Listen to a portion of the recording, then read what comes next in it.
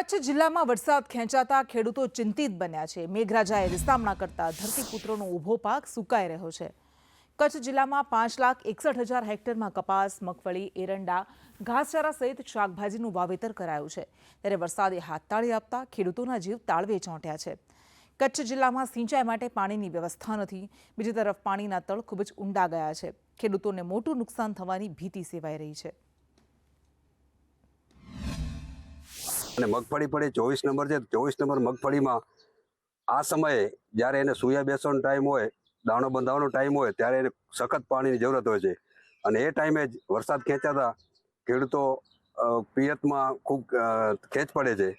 અને બીજું કે કપિતમાં જે જુવાર છે, મગ છે, એરંડા છે, એ પાકોમાં પણ અત્યારે જો વરસાદ ન થાય તો એમાં લગભગ 20% જેવું એમાં પણ ઉત્પાદન ઘટશે। પરિસ્થિતિમાં એવું છે, કચ્છ એવો પ્રદેશ છે કે એમાં રામ ભરોસે જેને કહે કે વરસાદ આધારિત જ ખેતી વધુ થતી હોય છે, એવો પાક અટાણે ખેતરમાં વવાણો છે। જુવાર છે, મકાઈ છે, આમાં જુવાર છે, ગોવાર છે, મગ વધારે વવાણા હતા।